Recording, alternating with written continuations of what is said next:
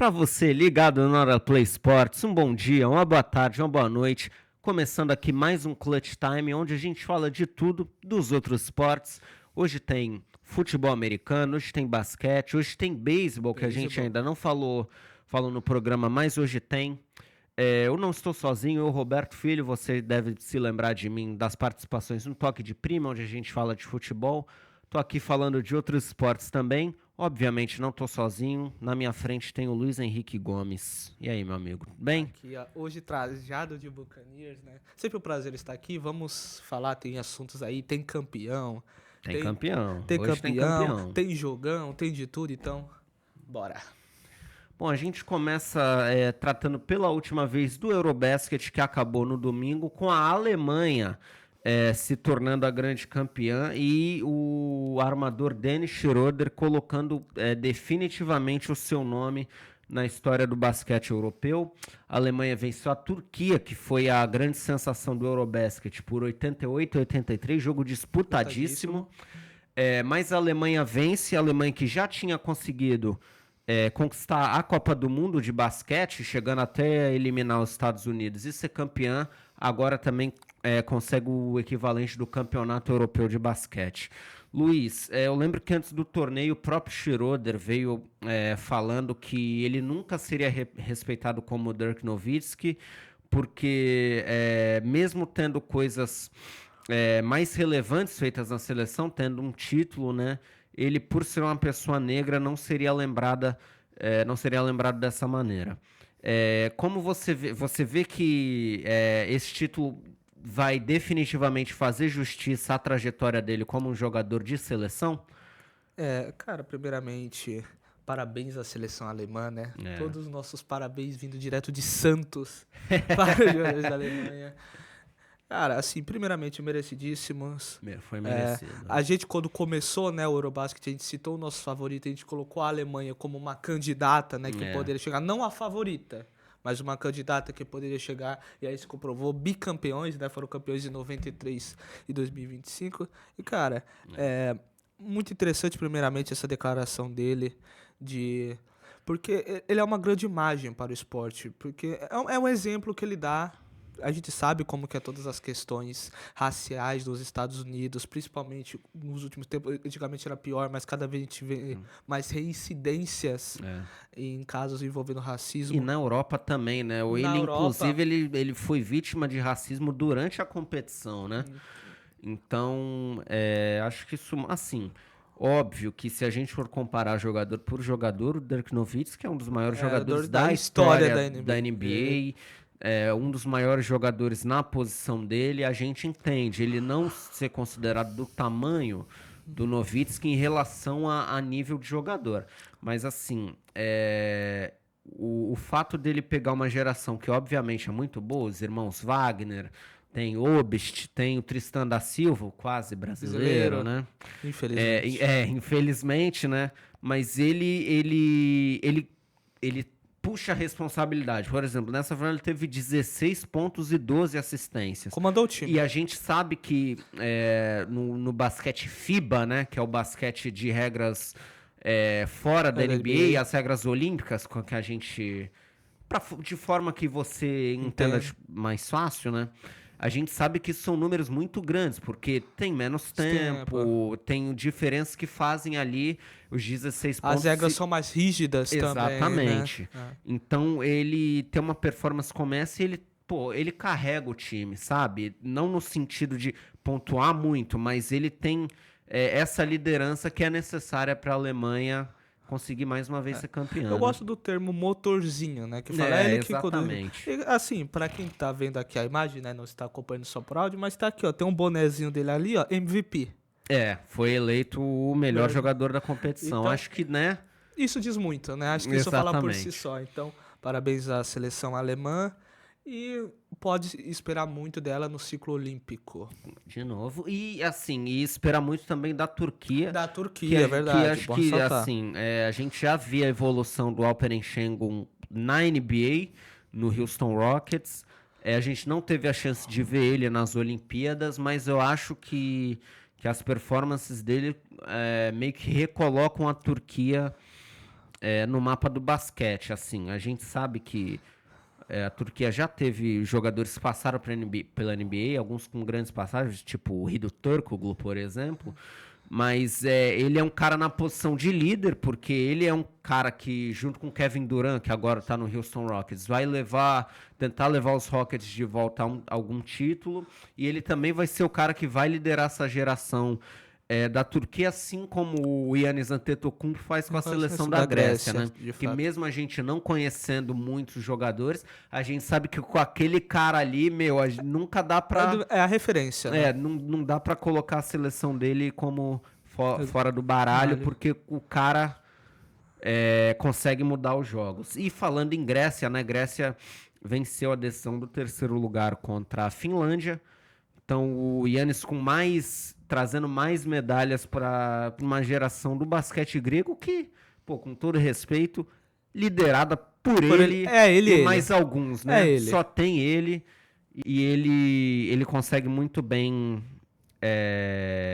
levar a seleção nesses torneios. Né não, Luiz? É isso.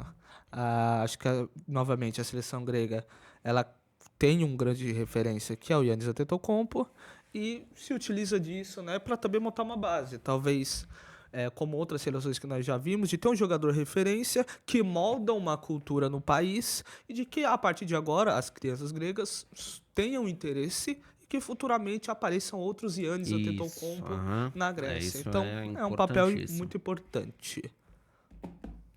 Bom, a gente vai pro nosso próximo assunto aqui no nosso Clutch Time.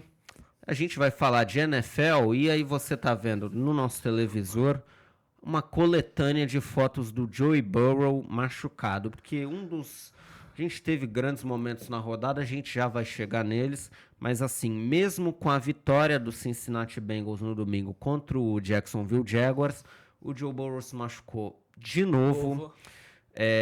Assim, quarterback reserva, o Jake Browning, entrou no lugar dele, conseguiu a vitória, mas a lesão do Burrow é séria e ele deve ficar pelo menos 3 meses fora, o que é praticamente a temporada inteira em termos de NFL, né? Então, assim, Luiz, é um quarterback que a gente sabe do potencial, a gente sabe da qualidade, é um dos melhores quarterbacks da NFL, mas, cara, se não proteger ele, aí, o que acontece? Primeiramente é muito triste quando o grande assunto da rodada não é algo que aconteceu em campo, né? É algo fora de campo. E o que mais é triste é que não é a primeira vez, entendeu? A gente vê aqui, eu consigo citar elas, ano de calouro dele aqui, para quem está vendo por vídeo, 2020, o joelho, que ele tem um problema, aí 2021 ele tem um problema no dedo, aí 2022 no Super Bowl, no joelho de novo, que aí ele consegue ainda jogar o jogo, mas é uma lesão. Uma lesão. Aí 2023 no punho, que faz ele perder também. E agora, recentemente, novamente mais uma que vai deixar ele fora por 3 meses. E assim, é um time que a gente sabe, a gente falava aqui antes da temporada começar, que é um time muito dependente do ataque, porque a defesa do Cincinnati Bengals não é boa e pode vender a equipe. Então, assim, o ataque é muito bom. Quarterback reserva, quando jogar semana que vem, ele vai ter o Jamar Chase para lançar, ele vai ter o T. Higgins para lançar. Isso é uma parte que pode ser ajustada, pode ser resolvida. Só que o cara não vai ter a qualidade de um dos melhores quarterbacks da NFL. Então, em 3 meses de fora, acho que o Cincinnati Bengals pode esperar... assim, difícil falar em fim de temporada, porque a gente pode se surpreender, né? Mas eu acho que vai ser mais um ano difícil para os Bengals, que ano passado teve um ataque magnífico e mesmo assim ficou de fora dos playoffs. Talvez repita a dose esse ano. E tipo, até uma das perguntas que eu coloquei na pauta aí, né, que é, cara, o que os Bengals pensam? Eu vi um comentário no nosso querido X, que eu acho que é muito... É o X-Twitter, tá? Não é o outro X. O X-Twitter, que é... Cara, o general manager do Bengals, ele parece que está jogando Madden. Isso, que é o famoso... pega o wide receiver, e linha ofensiva não tem, não, linha ofensiva pra quê? É só passar a bola. Sacado muitas vezes, né? Não tem proteção nenhuma de passe, apesar de mesmo assim conseguir entregar grandes resultados, né? E assim, cara, existe uma tônica no futebol americano que é posições prime no futebol americano. Quarterback, óbvio, wide receiver, running back ali, offensive tackle. Principalmente o left tackle, que é aquele que cuida do lado cego da maioria dos quarterbacks. No caso do Tua Tagovailoa, como ele é canhoto. Que lança com a mão direita, ele fica de... pra você que tá em casa. Vamos lá, uma aulinha de futebol americano. Os tackles são os protetores das pontas da linha ofensiva, que são aqueles caras que ficam ali, os grandões, né? Quando o quarterback lança com a mão direita, que é o mais comum, quase todos os quarterbacks da NFL lançam com a mão direita, ele fica virado assim. Significa que as costas dele estão viradas para o lado esquerdo da linha ofensiva. Portanto, o left tackle é o cara que protege o lado cego. E ele tá vendo o outro lado, né? Que é o lado do right tackle. Essa dinâmica muda, como o Luiz falou, se o quarterback é canhoto. São poucos, mas existiram casos, tipo o Tua Tagovailoa, Michael Vick também, e por aí vai. Isso, eles ficam virados para esse lado, eles ficam com as costas para o lado direito, e isso é algo que parece mínimo, mas muda a dinâmica, totalmente a dinâmica do jogo. Da proteção de passe. Só também para quem tá começando a acompanhar o futebol americano, principalmente movido, né, pela Globo, que agora tá transmitindo. Por que a linha ofensiva é tão importante? É ela que dá tempo para o quarterback pensar o jogo. Não adianta você ter os melhores recebedores, running backs, tight ends, se a linha ofensiva não consegue segurar por tempo suficiente para você fazer o passe ou bloquear para o running back conseguir grandes corridas e, né, isso acaba influenciando tudo isso. Muita gente vê a cada início de jogada, o quarterback ou ele tá atrás do center ou ele tá posicionado em shotgun, não importa como ele esteja, ele passa pelo menos uns 10 segundos olhando o campo. O que ele está fazendo? Ele está lendo um time adversário. E quando ele recebe a bola, ele tem que fazer uma nova leitura do campo a partir do movimento da defesa para que ele consiga soltar a bola ou que ele consiga correr com ela. Muitos quarterbacks utilizam, né, da corrida. E se ele não tem tempo para ler o campo, aí é onde ocorre. Pode ocorrer interceptações, onde pode ocorrer fumbles ou pode ocorrer sacks que podem, né, acabar machucando o atleta. Um dos casos que eu gosto sempre de citar é do Andrew Luck, no Indianapolis Colts, que ele teve de se aposentar da NFL de tanta lesão que ele sofria, de tanto sec que ele tomava. E o Andrew Luck, ele foi um dos quarterbacks vindo do college mais geniais, talvez o melhor quarterback vindo do college da história da NFL. Mas que teve que se aposentar precocemente dos Colts porque ele não tinha proteção.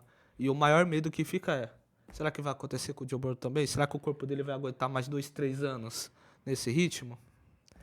Espero que sim, né? Mas... eu também espero que sim, mas eu acho que a temporada do Cincinnati Bengals fica cada vez mais difícil. Vamos pro nosso próximo assunto, que a gente passando pelos jogos dessa rodada da NFL. Primeiro, uma maluquice em Dallas. Que jogo. O New York Giants, que semana passada a gente falou, toda aquela empolgação pra nada, não conseguiu nenhum touchdown contra o Washington, aí consegue 37 pontos, mas de maneira 40. De maneira muito New York Giants, conseguiu perder o jogo mesmo assim. Vitória dos Cowboys por 40-37. O Giants marcou o touchdown que dava liderança para eles, faltando 30 segundos, mas mesmo assim o Cowboys conseguiu se posicionar, chutaram um field goal de 64 jardas, que é bem próximo do recorde da NFL. E aí, de novo, na prorrogação, o kicker, o Brandon Aubrey, no estouro do relógio, no último segundo da prorrogação, conseguiu acertar o field goal que deu a vitória ao Dallas Cowboys, que a gente vinha falando, jogou bem na abertura contra a Filadélfia. Hoje, apesar de ter sofrido muitos pontos, consegue sua primeira vitória na temporada, os Giants 0-2. E aí, Luiz? O Cowboys consegue sonhar? Vamos lá. Primeiramente, o Giants jogou como nunca. E perdeu como sempre. É complicado. É definitivamente assim. A gente até fala igual, porque, né? A gente já acompanha há mais tempo, sabe que o Giants, a gente acha que vai virar e não vira. Não vira. Assim, poucas coisas pra falar desse jogo, né? Primeiramente, o jogaço, isso pra mim, o futebol americano, é trocação, entendeu? A gente vai ter o próximo jogo que vai ser um jogo defensivo, que foi Chiefs e Eagles, mas esse foi um jogo puramente ofensivo. O Russell Wilson passando o maior jogo em jardas do Russell Wilson na carreira. Na carreira aí, fora do auge, Fora num time do auge, pior, então, né? Aqui, coisas pra ressaltar desse jogo. Malik Neighbors, esse wide receiver é elite, ele vai ser um dos melhores da NFL nos próximos anos, eu não tenho dúvida disso. Brandon Aubrey é o melhor kicker da liga, então tenho o que falar. Meu, ele acertou um de 60, assim, o recorde da NFL é de 66 jardas. Exatamente. O segundo é do Aubrey, que é de 65, e agora ele conseguiu de 64. E pelo chute dele, se fosse 70, ele conseguiria. Então, assim, se o recorde é 66, ele já acertou 64, 65, pra ele quebrar o recorde é só o Cowboys precisar, né? Só o Cowboys se ajoelhar e falar, chuta. Meu, e pela força, meu, aquele ia bater 70, 71, 72 jardas numa facilidade. Não, e assim, inclusive outro kicker na pré-temporada acertou um field goal de 70 jardas. Então, assim, o que a gente achava que era impossível, aparentemente tá virando cada vez mais comum, né? Porque agora até os kickers do college, porque assim, o college é uma grande referência. College é os jogos universitários, né? Isso, são futebol americano universitário. Futebol americano universitário. São eles, geralmente, que saem pra NFL. Antigamente, um chute de 30 jardas para o college era algo tipo, caramba, o cara acertou de 30, ele pode virar. Agora eles estão acertando de 45, tem kicker do college football acertando 50 jardas. Então, eu acho que no futuro muito próximo pode chegar e sair 70, 65. É que assim, hoje eu só vejo o Brandon Aubrey conseguindo isso, porque ele, assim, é fora do normal. Mas quem sabe no futuro não possa vir, né? E mais alguma coisa a comentar? Dak Prescott jogou bem, o Russell Wilson jogou bem, mesmo tendo a interceptação não final. dá nem pra falar nada dos ataques, né? A gente fica criticando as defesas que cederam tudo isso, mas vamos ver se semana que vem eles superam. O nosso próximo jogo na rodada é entre Kansas City Chiefs e Philadelphia Eagles. Os Chiefs, mesmo dentro de casa, na revanche do Super Bowl do ano passado, perdeu para o Philadelphia Eagles 20-17. E o Kansas City Chiefs, pela primeira vez com o Patrick Mahomes como quarterback titular, começa a temporada com 2 derrotas seguidas. E se você pegar o Super Bowl da temporada passada, os Chiefs já perderam 3 jogos seguidos. Então, Luiz, acabou a dinastia? Acabou a dinastia? É a pergunta que a gente tem que fazer, né? A gente se perguntava isso quando acontecia com o New England, não aconteceu. Ela voltou e voltou pesada. Ela voltando mais forte ainda, né? Inclusive, a gente se perguntava muito se a dinastia acabar depois que New England perdeu pro Kansas City Chiefs num jogo de segunda-feira, né? Mas assim, acabou a dinastia, os Chiefs vão se recuperar. O Worth tá machucado, a gente viu, se machucou no Brasil, o Rice tá suspenso por motivos extra-campo, mas o ataque dos Chiefs não tá andando, que é um ataque que em outros momentos marcava 35, 38 pontos em algum jogo, marcou 21 no Brasil e agora 17. Primeiramente, a foto foi exclusivamente selecionada, que é o drop do Travis Propositalmente selecionada, né? Travis Kelce, assim, um dos, na minha concepção, o segundo maior tight end da história da NFL, entendeu? Tem gente que discute o Tony Gonzalez como segundo, beleza. Não sei se foi porque jogou nos Buccaneers, né? Mas o Rob Gronkowski, pra mim, é o maior da história. Com certeza é o maior, com certeza. Mas tem esse drop aí. Assim, um jogo totalmente defensivo, as duas defesas muito bem, muito bem. Tivemos os Chiefs, o Mahomes, novamente tentando que tirar leite de pedra. Assim, é triste ver o Kansas City Chiefs jogar. Porque você vê que o Mahomes ele tenta muito, mas... Assim, porque é uma coisa difícil de explicar. Talvez se você assiste futebol, não assiste tanto futebol americano, é aquele time que faz futebol feio, sabe? É isso. É o futebol feio. Se a gente tem que descrever o futebol americano feio, a gente usa o Kansas City Chiefs de exemplo, porque nesses primeiros 2 jogos não tá saindo nada. E tem na minha opinião, talvez top 3, top 5 certeza, top 5 quarterbacks da história, que é o Patrick Mahomes. Na minha concepção é isso. Mas, atualmente, pra mim, é o melhor quarterback da liga em todos os fatores, junto com o Lamar, Josh Allen e o Joe Burrow, mas, né, infelizmente, Joe Burrow tá quase fora da temporada. Uhum. Mas, assim, não tem recebedor, cara. Não tem pra quem passar a bola, sabe? Sabe quando você... Não sei nem explicar. Sabe quando você é o único bom no interclasse? Isso, é a sensação. Você que já jogou interclasse, você vai saber. De você chegar na sala, só ver a pessoa que ninguém sabe jogar nada. E você fala, não, eu tenho que continuar jogando porque é a minha sala. Entendeu? Mas você olha e fala... Você fica falando, ô, toca pra mim que tu sabe que eu sou o melhor. E daí, quando você vai tocar pra mim, putz, só tem ruim. Aí você acaba começando a chutar, chuta, porque não tem o que fazer, entendeu? Aí quando você decide passar a bola, acontece isso, entende? Que foi uma interceptação que mudou o jogo, né? Porque os Chiefs deixam de anotar 7 pontos e nessa mesma campanha da interceptação, os Eagles anotam o touchdown. Então, o que poderia ter deixado o Kansas City na frente... Acabou aumentando a vantagem dos Eagles, né? E mesmo assim, Patrick Mahomes fazendo o que dá. Eu acho que esses jogos é a maior prova do quão o Patrick Mahomes é muito bom. Porque ele deixa esses jogos competitivos quando não era pra ser. Não era. Se fosse um time pior, acho que também seria uma situação bem pior. Agora a gente vai pro nosso Sunday Night Football. O Minnesota Vikings recebeu o Atlanta Falcons em sua casa, do confronto entre dois quarterbacks de segundo ano. E assim, o primeiro tempo até tava legal, mas não tava saindo touchdown e dava a impressão de que uma hora os touchdowns iam sair. Saiu um touchdown do Atlanta Falcons, que acabou chutando outros 5 field goals e venceu o Minnesota Vikings por 22-6. É uma atuação complicada do J.J. McCarthy. A gente falava na semana passada, ele começou mal, dava ali aqueles sinais de que a gente ia se assustar, mas no último quarto foi bem. Ele conseguiu virar o jogo contra os Bears. Hoje não rolou. No domingo não rolou. Mas no domingo não rolou. O Michael Penix apareceu muito mais confortável no jogo. Os Falcons com muito mais jogadas interessantes ofensivas, jogadas explosivas. Uma vitória merecidíssima do Atlanta Falcons. A gente colocava o Vikings na briga pelos playoffs porque a gente não sabia o que ia acontecer, como seria a evolução dele. Não só o J.J. McCarthy jogou mal, quando ele ainda se machucou. Vai perder a semana 3. É provável que na próxima semana o Carson Wentz, que é o quarterback reserva dos Vikings, comece como titular.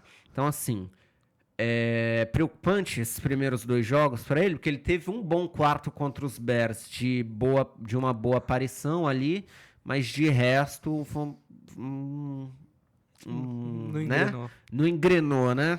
Foi um pouco complicado. E aí, Luiz? Olha, vamos lá. Primeiramente, eu assisti o compacto de Chicago Bears e Detroit Lions e talvez eu tenha tido a impressão de que não foi o DJ McCarthy que venceu o jogo. E se esse time dos Bears que é nazarento, cara. Assim, os Bears que perderam, esse time dos Bears, essa defesa dos Chicago Bears.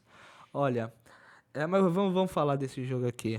Primeiramente, não é porque eu sou bucanista, que é um dos rivais do Falcons, que eu vou desmerecer nessa vitória. Assim, os Falcons dominaram o jogo, tipo assim, talvez não tenham aberto muitos pontos, mesmo o placar sendo 22-6. Os Falcons parecia que estavam no controle do jogo todo momento. O DJ McCarthy pressionado a todo momento. Aí, ó, esse lance aqui também que eu coloquei totalmente selecionado, mostra muito bem que, olha, 3 chegando no DJ. 3 chegando no DJ McCarthy. 3, entende? Aí tem aqui o James Pierce, né? Draftado vindo de Texas. Melhorou muito o pass rush do... Pass rush são os apressadores de passe, né? Aqueles que pressionam o quarterback. O Atlanta Falcons melhoraram muito nessa off-season. Os Vikings, assim, DJ McCarthy não processando muito bem o jogo, não conseguiu fazer esse ataque funcionar. Justin Jefferson sumido no jogo, teve uma recepção grande no jogo. Não é? Então, eu também achei uma dificuldade de leitura, assim, sabe? As jogadas não se desenvolviam, porque... Cara, o futebol americano é um jogo complexo, né? Para você jogar na posição de quarterback, você tem que, obviamente, saber a jogada, saber para onde os recebedores estão correndo. Você também tem que saber qual é a sua primeira opção quando você pega a bola, para quem você tem que olhar primeiro, e você tem que ter essa progressão de, pô, se o primeiro cara tá marcado, eu vou achar o segundo. E por aí vai. Aparentemente, o jogo tá rápido demais pro McCarthy. Eu senti que ele não tá conseguindo fazer essas leituras. Impressão minha. Eu vi que outras pessoas acabaram falando mesmo. Acham que ele tá com dificuldade também.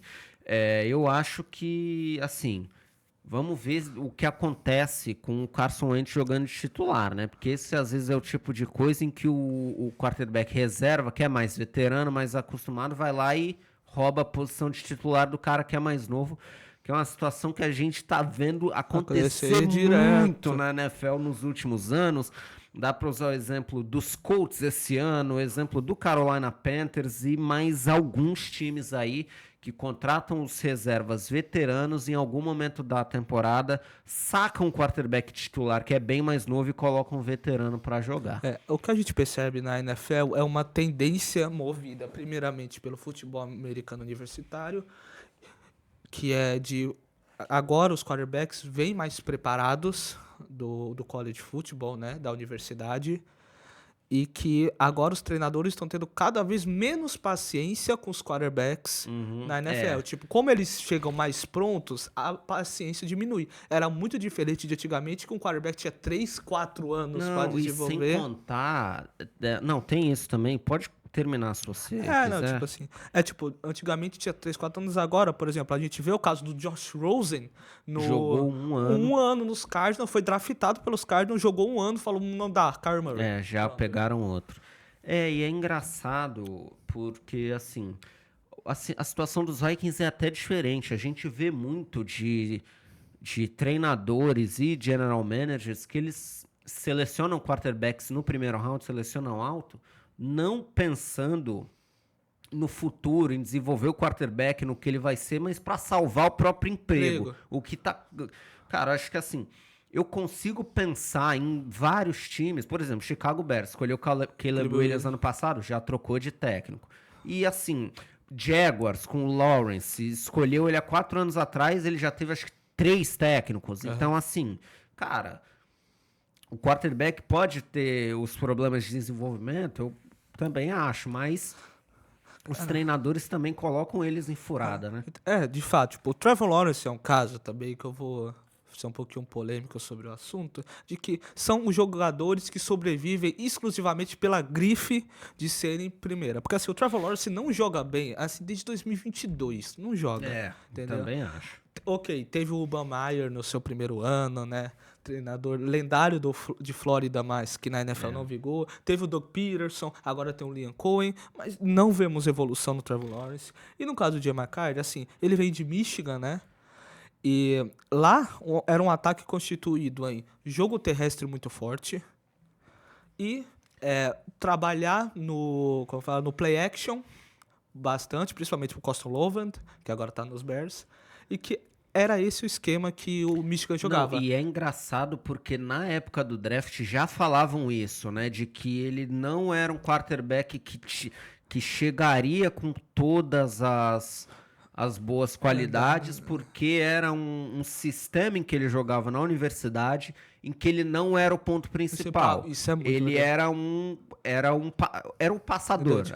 Tipo, os caras corriam, existia o play action, ele ia lançava. Então ele era uma amostra bem menor para ele. E aí, jogado na NFL, E somado também uma coisa, que é o jogo terrestre dos Vikings, o Aaron Jones, inclusive tá machucado de novo, Aaron Jones, mas não tá fluindo também. Assim, a expressão que com o Sandarnold era melhor. Ponto. Com o Sandarnold foi melhor, né? Foi melhor. E assim, é o que eu falo, assim, os Vikings até surpreendem, porque a gente fala de treinador salvar emprego, os Vikings têm o atual técnico do ano, então acho que ele não precisa salvar o emprego por esse ano. Mas, assim, tudo bem que é por conta de uma lesão, mas a mudança aconteceu. Agora resta ver se eles têm confiança total no McCarthy ou se eles vão aproveitar até essa lesão para mudar de quarterback e dar uma mudança de rota. Não sei se queimando o J.J. McCarthy, mas aproveitando para dar mais tempo para ele amadurecer. É isso. A gente vai chegar no nosso último assunto aqui no nosso Clutch Time. A gente vai falar de beisebol finalmente, porque neste final de semana, né, a gente tem séries. Começa na sexta, também tem jogos no sábado e domingo, entre Houston Astros e Seattle Mariners, que brigam muito ali na frente pela sua divisão, e alguém tem que ganhar, obviamente. O perdedor da divisão, no fim das contas, está se classificando para uma vaga de wild card. Mas assim, a gente está chegando no momento de definição da MLB, faltam cerca de 10, 15 jogos, uma temporada extensa. O beisebol tem mais de 160 jogos, mas a gente finalmente está chegando no final e a gente tem essa disputa entre esses dois times. No momento, o Seattle Mariners é o líder da divisão oeste, né, da Liga Americana, mas o Astros está atrás porque tem uma derrota a mais. O número de vitórias é igual, mas o Astros, por ter uma derrota a mais, está passando pelas vagas de repescagem. Luiz, você tem alguma... Assim, a gente tem expectativa para esse confronto, obviamente. Mas você acha que o Astros consegue essa vitória importante para passar à frente na divisão? Acho que os Mariners, que é um time zicado, a gente sabe. Consegue obter a divisão? Bom, primeiramente explicar basicamente por que é uma série, né? São 3 jogos que são definidos, que eles vão ser em Houston, né, nessa série. E que é uma coisa clássica da MLB que eles têm, de que como joga-se quase todo dia, pra não ficar viajando muito, eles vão em um determinado lugar, faz 3 jogos. Isso vem de uma cultura muito antigamente, tá?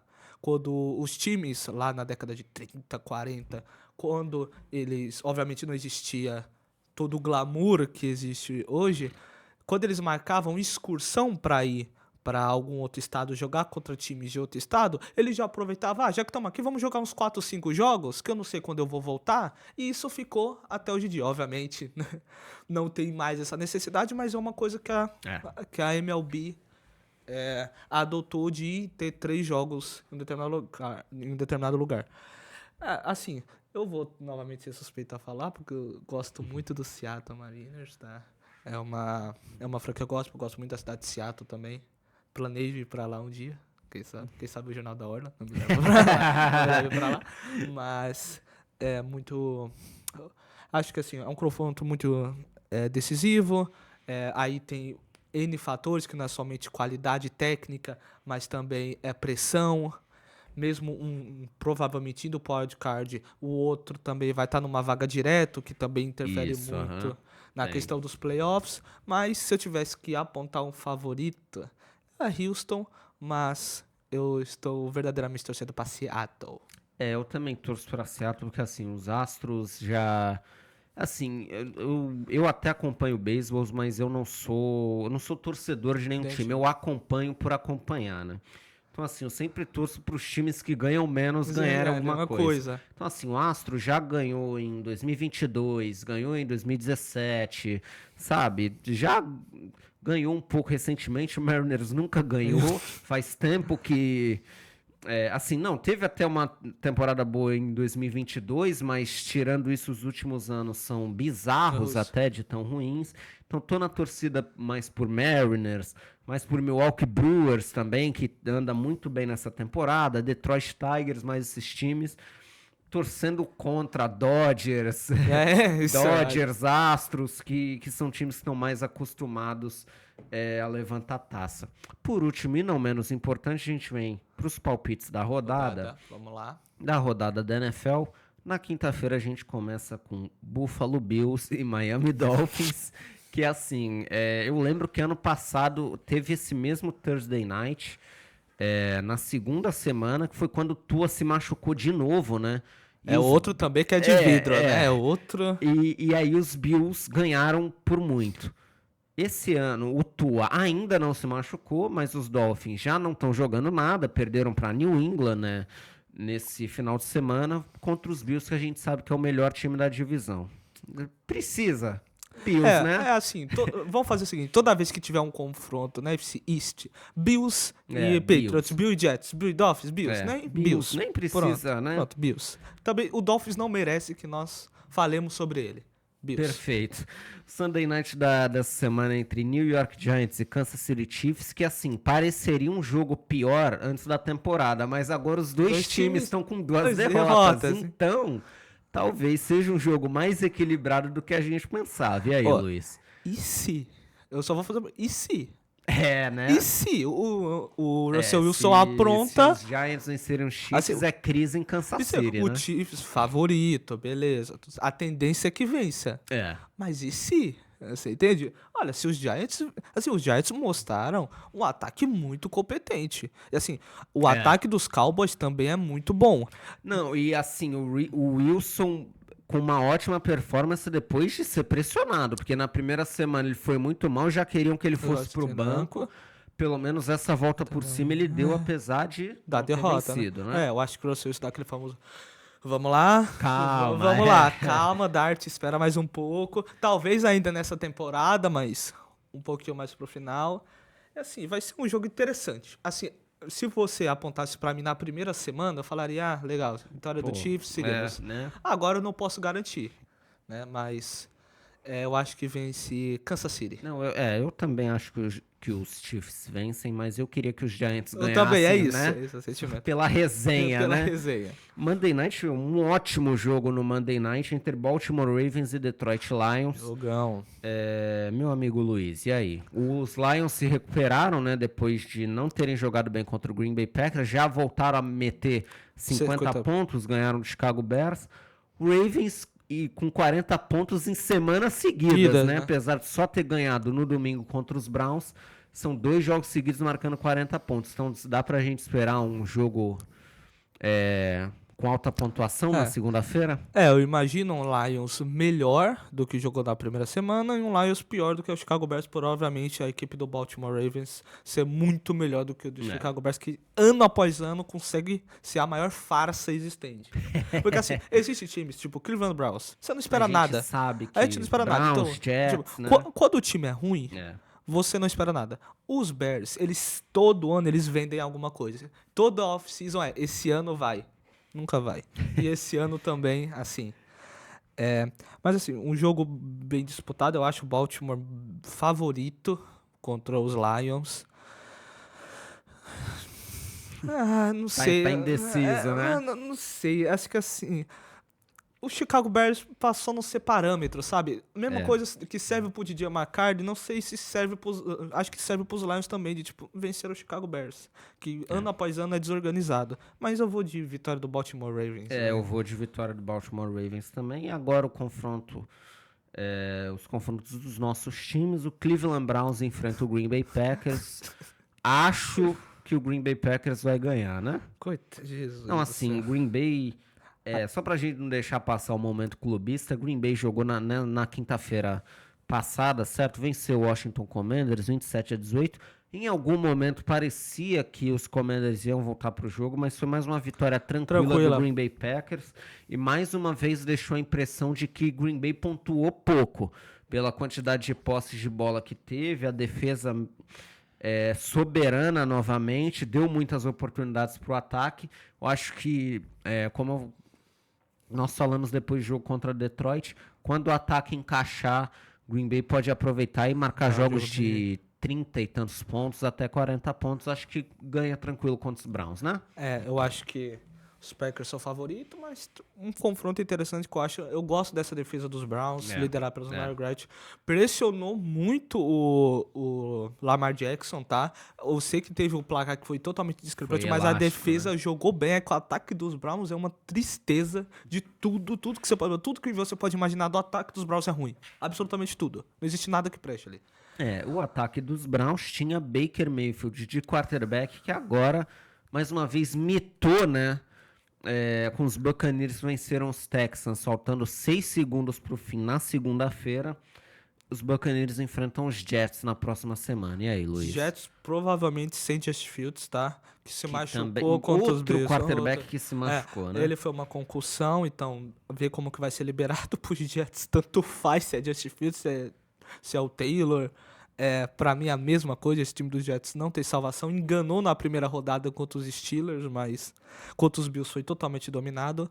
Na questão dos Buccaneers ontem, novamente, um jogo muito bom, muito bem do Baker. Jogou quando precisou jogar, competiu quando teve que competir. Uma coisa me preocupa ainda, é verdade, a gente tá ganhando jogos nos últimos drives, entendeu? Isso, Na última. É. Chega uma hora que às vezes isso não dá certo, como foi com os Lions na temporada de 23, onde a gente caiu no divisional por causa de uma interceptação do Baker na última campanha do jogo, que precisava virar. Mas assim, 2-0, não vou reclamar também. Tá Não, ganhando, não vai reclamar, ganhando, né? E aí, os 3-0? É muito melhor você, como fala, eu gosto muito daquela frase que eles falam, não, a gente tem as derrotas, a gente aprende com as derrotas. Não, tem que Isso, aprender com as não, vitórias, irmão. É isso, perfeito. aprende com as vitórias. 3-0, tá? Não vejo. Eu também vejo. Acabou a Buccaneers, soberba. Não, acabou a soberba não. Acabou a humildade, Acabou a né? humildade, chegou a soberba. Eu também vejo os Buccaneers vencendo e, infelizmente, eu também vejo o final do nosso programa, tá certo? Muito obrigado a você que acompanhou. Peço para você deixar um like, se inscrever no canal Orla Play Sports, ficar atento, ligar o sininho para receber as notificações de eventos ao vivo, né? A gente lembra, temos o Toque de Prima, onde a gente fala de futebol toda segunda, toda quinta, ali por volta de 1h30 da tarde, e o nosso Clutch Time, que sempre sai ali na quinta-feira de manhã, costuma sair pra gente falar de tudo de basquete, futebol americano e outros esportes. Beleza? Fechou? Até a próxima, pessoal. É nóis.